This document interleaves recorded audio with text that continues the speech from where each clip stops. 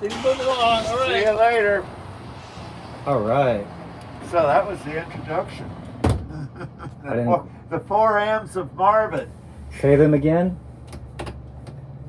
Musician, music, mountains, motorsports, and meteorology. Meteorology, all four of those. So all four of those things I shouldn't talk to you about as we're driving the bus because sometimes you miss my stop. We get so involved in our conversations about rocks and mountaintops and trombones and all these other things that bring us back to our own little home and our own comfort little space inside of our head. But right now we're driving on a bus going through Arcata, going up the 299 to Blue Lake, California, and I'm sitting here with Marvin Goss, Goss. That's right. Now, if it was with a B, you know what you'd be? You'd be the boss. That's right. And right now, he's the boss of this bus that goes all the way to Blue Lake. Of this bus, and I'm in command and control. You are the captain of this ship. So, besides being a bus driver and mentioning all these other M things, I start my interviews with the WHs. And my first one is, we've already kind of mentioned that, which is who you are. And you can maybe explain a little bit in a short term who you are. I'm just the person that wants to get the most out of life and live as long as I can getting the most out of life. Okay, and what are the things that, besides driving a bus, what's the thing you like to do the most? What? Music. Music, and what is your favorite instrument that you like to play? I've started out with the trumpet, which is an interesting story because when I started growing my adult teeth, rather than wear braces, our orthodontist says, "Oh, I spent a lot of money doing that when you can get them a trumpet." And so I started out with that, and then I eventually evolved to a valve trombone because I didn't want to learn slide. And then I discovered the baritone horn, and it's got such an incredibly good tone quality. That's my horn of choice. The baritone. The baritone horn. And why you kind of explained about your teeth and the orthodontist and the contribution to the reeded instrument, or not a reeded instrument, but with a metal piece on it. Well, because a reed instrument will do the exact opposite to your teeth. It'll splay them out, whereas a brass instrument will compact them. So good choice of instruments then. Yeah. You could have been a cornet or a flugelhorn player or a trombone, or you could have been just a straight up bugle boy. I was, when I was in the military, basic training, they asked for volunteers to join the drum and bugle corps, so I raised my hand and became part of the drum and bugle corps. And then when they asked for the duty bugler volunteer, which is the person that gets up extra early in the morning to play reveille and stays out late in the evening to play taps, I was the duty bugler for the whole entire Lackland Air Force Base basic training facility. What was it? Dun, da, da. No.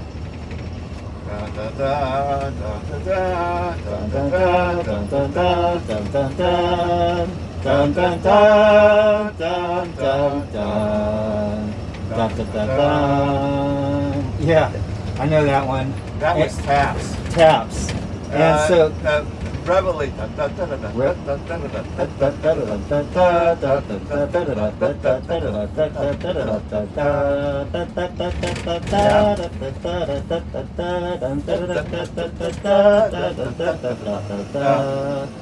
Yep. So that answers the who and the what and kind of the why. Where did you start learning all this stuff about instruments? My mother was extremely influential. I think a lot of my music has to do with the fact that when my mother and father, when she was 5 months pregnant, they won a jitterbug contest in 1945. And that got me off to a good start. I started out with plenty of rhythm, and when I was preschool, I got a little drum set to keep me occupied. Meanwhile, my mother was taking a music theory class at Cal Poly, San Luis Obispo, and her class, one of her classmates was a trumpet player by the name of Chet Baker, believe it or not. Chet Baker was her classmate. So Chet she was always into jazz. Chet Baker is a very famous horn player. Right. And so she was a very accomplished piano player, had perfect ear, and I inherited that trait from her also. My solo work depends solely on my ability to hear the chords and play them consistent with what they're intended to sound like. Because you don't read music. So yeah, music was, I was the only freshman ever to enter our stage band, which was an award-winning stage band, jazz band in high school. Because between my 8th grade and my freshman year, I took a course in jazz improvisation at summer school that was taught by a very accomplished saxophone player who just happened to be in the pit band for a San Francisco nightclub by the name of Mimbo's 365. I won't go into detail about that unless you want me to. No, let's give it a little break for a second because we're on the freeway right now. And it's kind of rumbly noisy. But this is kind of cool to see Arcata passing by. Sunset on the north coast of Humboldt County, upper northern California. We're driving on the 101. This is Sean Powers with Marvin Goss, bus driver, musician, mountain climber, trombone player. Now, another WH question is, who's your big influence? In music or anything? In music. Well, I think when I was 5, my parents took me to the Palladium where the Harry James Big Band was playing. And Harry James was another great trumpet player. And that really motivated me. And the other big influence at a very early age was my mother's record collection. And she had all of the Stan Kenton Big Band jazz 78 records too. So there was always jazz music around the house. So you look at the trumpet players at the time, which motivated me the most, that would probably be Maynard Ferguson, who had a big band, who basically had the biggest range that any trumpet player had up until that time. He could play 6 octaves. Wow, 6 octaves. Yep.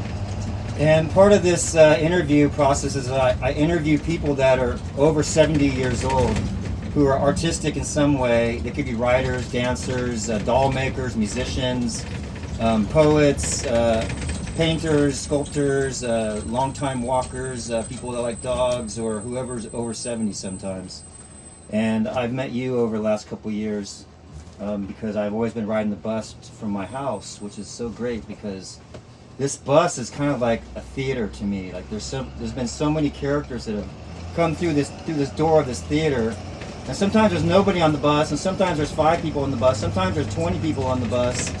But sometimes around this time, there's only just me and Marvin, and we've become friends because we are musicians and also have mutual tastes.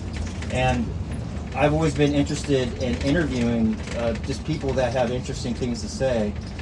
And part of the last part of my interviews, or second to last, is it's a WH word, but it's not with WH at the beginning, but it's how Now, how do you get through your day every day? Well, there's nothing out of the ordinary.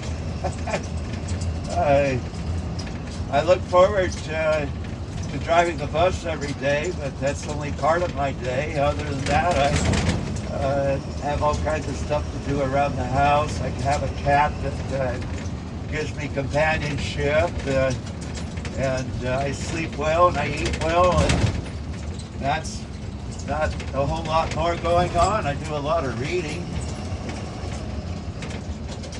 Subscribe to a lot of magazines that are part of my interests. Motorsport magazines, meteorological magazines, geophysical magazines, a wonderful little publication by the name of Funny Times, which entertains me. I have subscribed to a wide variety of different magazines, plus reading a lot. And I'm going to take a little break here because we're coming to a really noisy part of the road. And now we're on the 299 and it's starting to get dark.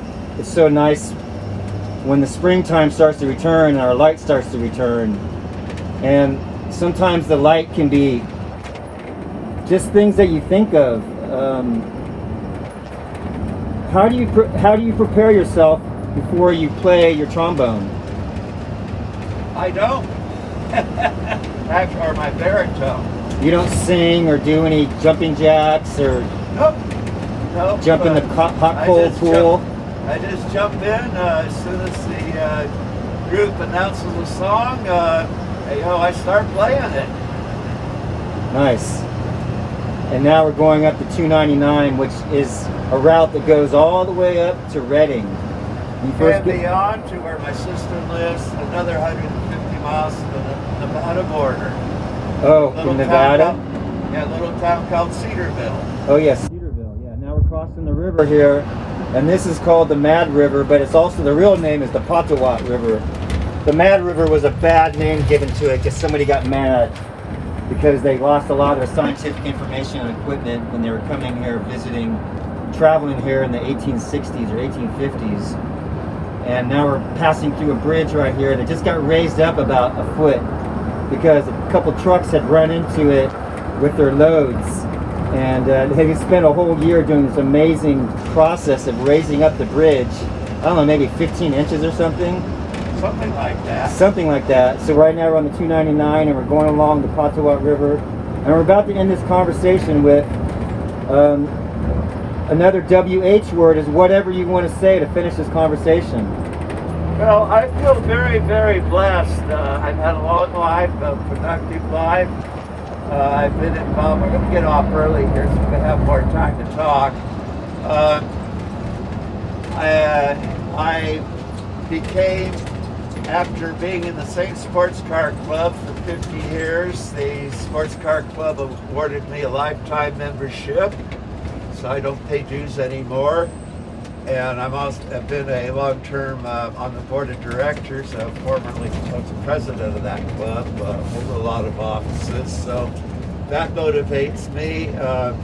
My meteorological, geophysical, hydrological background is such that I subscribe to the American Journal of the American Geophysical Union. I'm a member of that, and after so many years of being a member of that organization, they too honored me with a lifetime membership.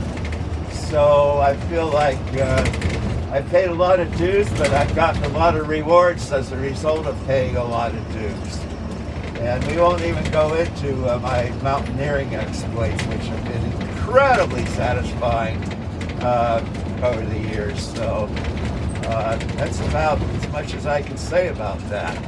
You told me before you've climbed a number amount of peaks over 14,000 feet. I am probably one of very few, and you could probably research this if you wanted to get into it, but there's probably not more than a handful of people who have climbed all 14,000 foot plus peaks in California solo without being accompanied by anybody else. 14,000 peaks solo by yourself. Right. That's amazing. There were a number of major peaks in the Swiss and French Alps that I climbed by myself. One was Mont Blanc, 15,800. One was Monte Rosa, 15,800. One was Monte Rosa, 15,200. The other one was a 15,000 foot called the Dome. However, when I climbed the Matterhorn, that was with 2 other people because it's technically difficult. It's not a good mountain to try to climb solo. So, and of course, then there was the Valley, which is the highest peak in the North America, 20,300, and that was part of a 3-week, 9-person expedition. I've had a lot of, by the way, one last thought, speaking of people that motivated me and otherwise, my childhood idol was the great mountaineer called John Muir. John Muir. Right. Well, this has been an interview with Marvin Goss, and now I'm exiting the bus. And maybe you can just take off your mask just for a millisecond. Oh, yeah. And give him a big old Well, smile. thank you very much. You're It's welcome. been a pleasure. Right on, and be good. Thank you so much. And I apologize for the graininess and the noise, but that's the way it goes. So this is Marvin Goss and Sean Powers saying, right on, right on, right on. All right. Adios.